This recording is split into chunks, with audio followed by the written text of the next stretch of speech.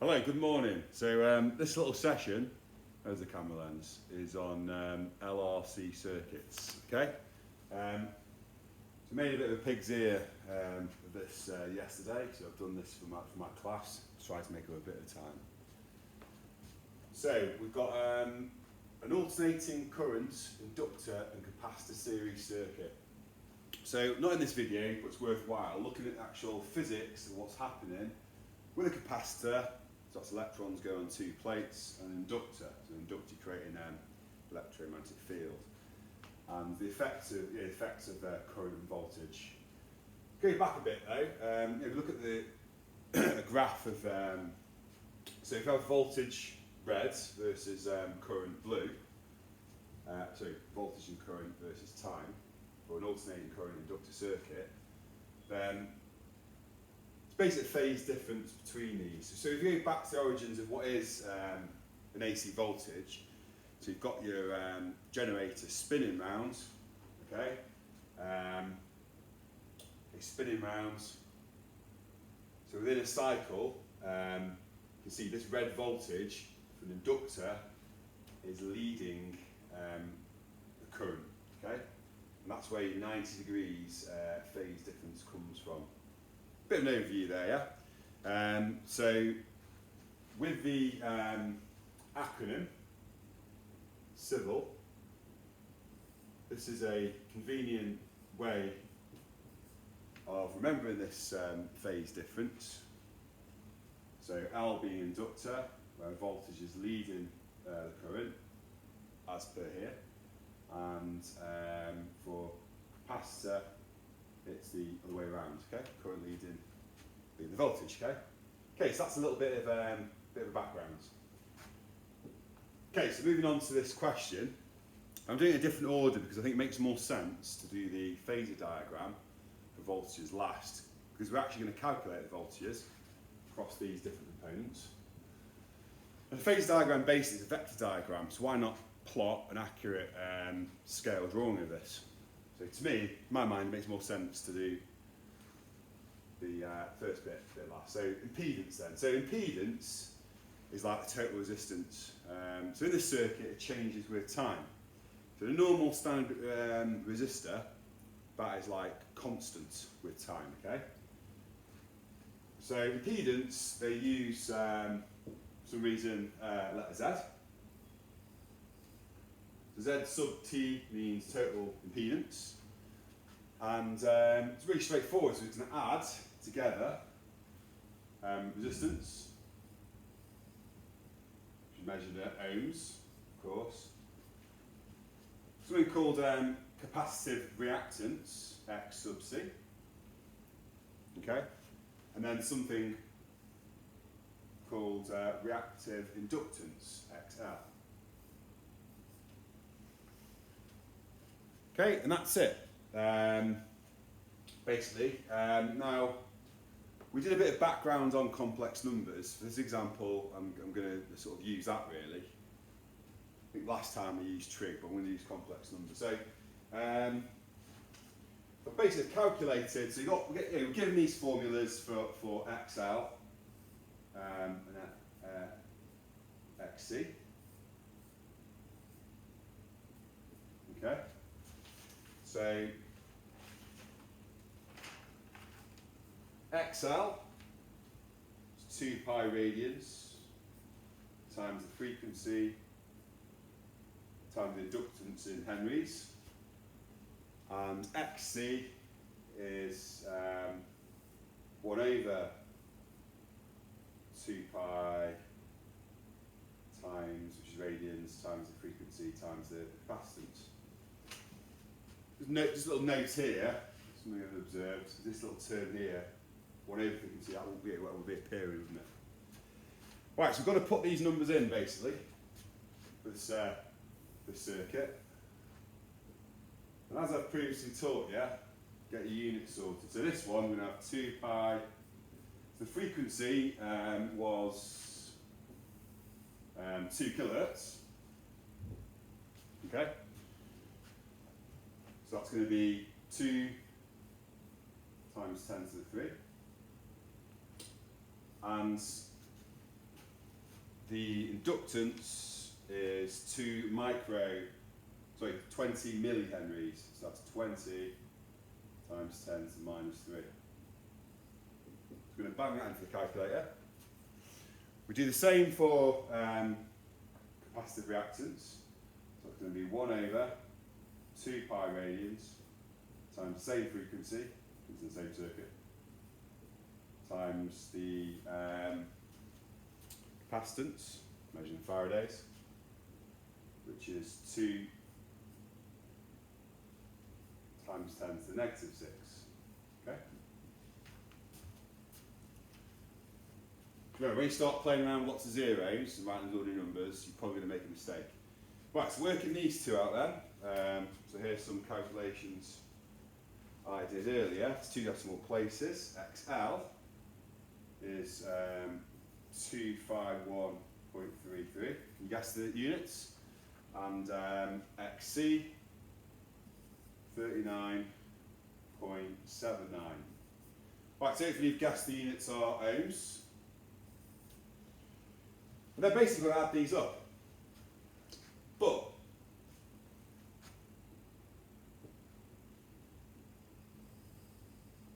little sketch of a phase diagram. This is where the complex number bit comes in. You think of normal resistance on the real plane, coincidence that real and R are the same letter. We think of XL on the vertical positive imaginary plane, and XC down here. Okay, so when I use this now, I'm going to have the impedance is 20. Okay, plus. Okay, so XC is minus 39.79 J, because engineers, not mathematicians, using J. Remember, that's the positive J and negative J. J being, remember, square root minus 1 to find that, yeah? So if it's not making sense, you need that little module on imaginary numbers again. So we add 251.33 J. So that's your inductive reactance on the positive J plane, okay? So these combine to make 20 plus 211.54 J. Now, this is where you could use your calculator that's shown before, the rectangular and the polar. It'll do it for you. So if you remember that, you can use your calculator. Or, if you get the same answer, just think about what's going on. So think of that as 20. 20 there. So let's remember 20 ohms. Clear is not to scale. This is 211.54. Okay, so when I add these vectors together, that is my impedance. So basically, cut a long story short, I've got to use Pythagoras, okay? So my impedance, see there, square bracket and triangle, is going to be square root of 211.54 squared and 20 squared. Okay, and this gives us, it should give us, it's going to be annoying if this is wrong on the YouTube video, 0.48 ohms. Okay, that's the first bit of them do. Okay.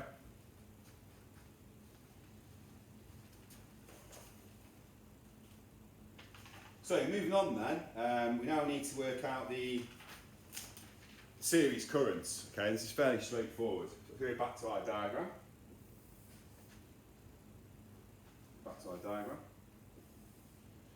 So we can see that the voltage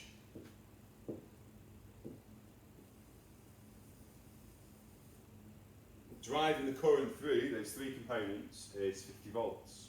We now know the impedance, or total resistance.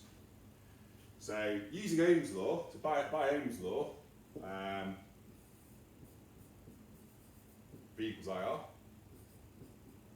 it's Ohm's law. Then series current, so I'll put I, is equal to V divided by R. But it's not R, it's the impedance. So I'm going to erase that and put Z.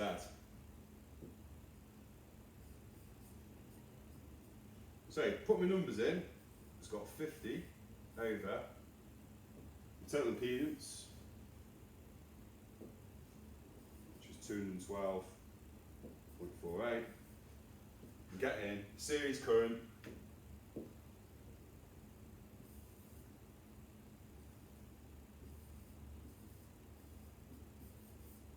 amperes, yeah? Amps. Okay? Right, so now you might want to do, to work that out, we could actually work out voltages now. Because they're the respective resistances, or their specific name, resistance, capacitive reactance, inductive. So we've got the current, we know the resistances, we can get the voltage across these independent points as well if we wanted to, yeah? But we need to do the phase angle between the voltage across the inductor.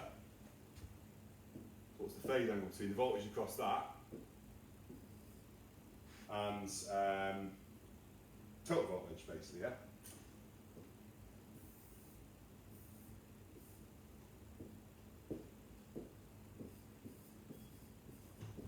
So what would be the phase angle between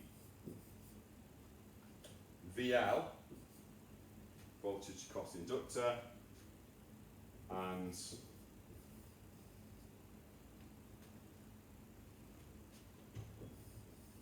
VZ.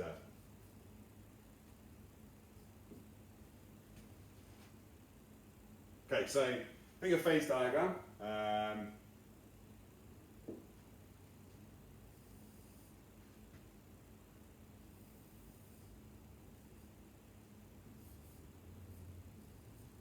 So that's my voltage across my resistor, voltage across inductor, voltage across capacitor. So we've combined these, haven't we? So voltage to supply,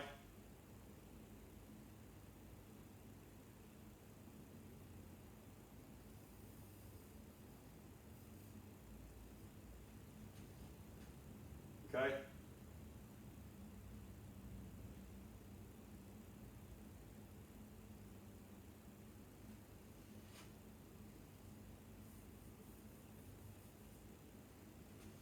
So if we can get this angle by using a bit of trig, we can get what we want, which is this angle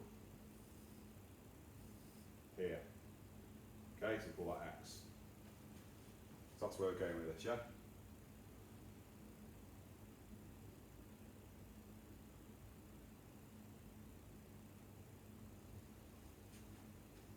Okay, so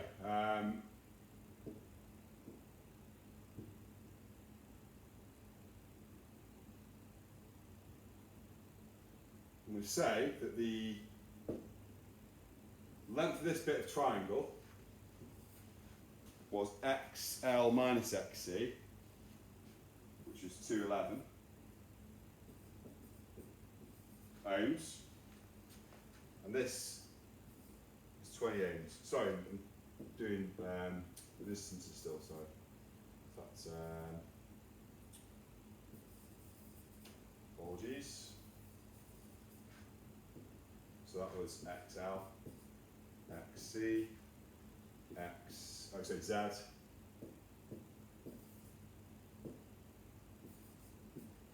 R. what is this red angle, basically? That's what I need to find. Phase angle. So a bit of trig then. So to get the angle, so I know, this is a right angle triangle, I know this opposite, I know this adjacent. So to get my angle, I'm doing the inverse tan.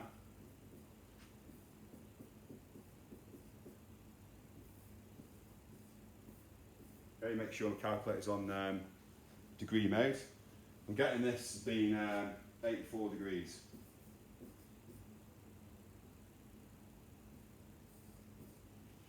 So to get my x, which is what I'm after, I need to subtract 90. Yeah.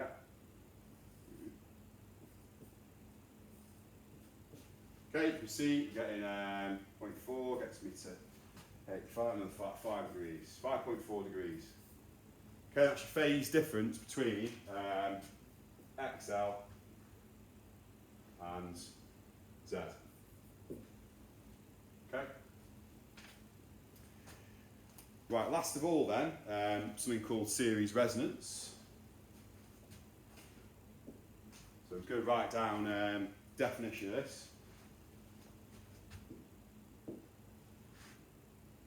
So series resonance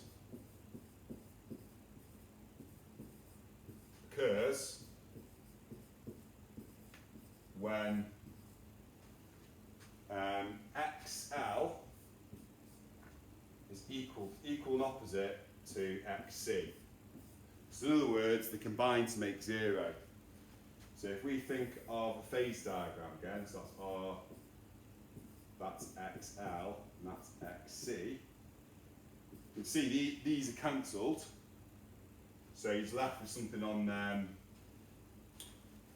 the x-axis, which is just a resistance. Okay, so therefore the phase angle is 0. So series resonance occurs when XL equals negative XC. Therefore, phase angle is 0. Okay, so that's the main principle.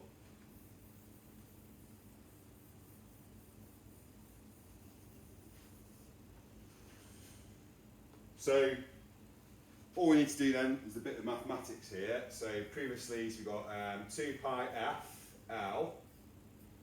Remember that's your f, that. You've got the colour scheme. This is this. That equals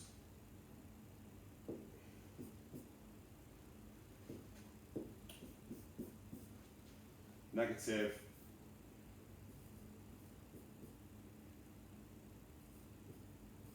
now there's a notation for the resonant frequency, and that's f sub 0. So put a little 0 there, that's what we're trying to find.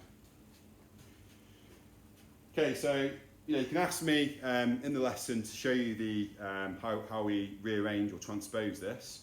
So a little bit of mathematical jiggery pokery. We get FO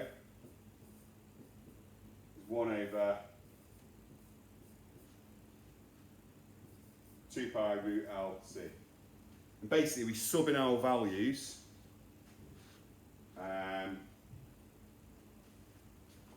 This last little bit. Sub in our values.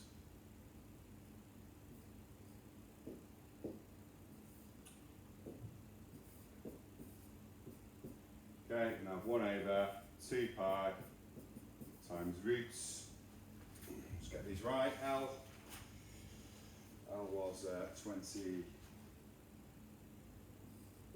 times 10 to the minus 3 millihenries, and capacitance was 2 microfarads.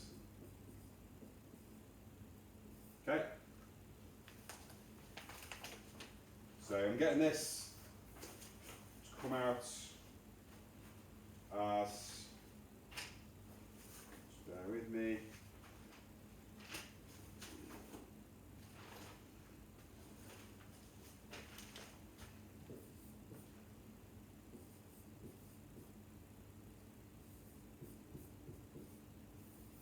okay, I hope that was clear to you. So So any questions, please ask me next time I see you, yeah? Okay? Goodbye.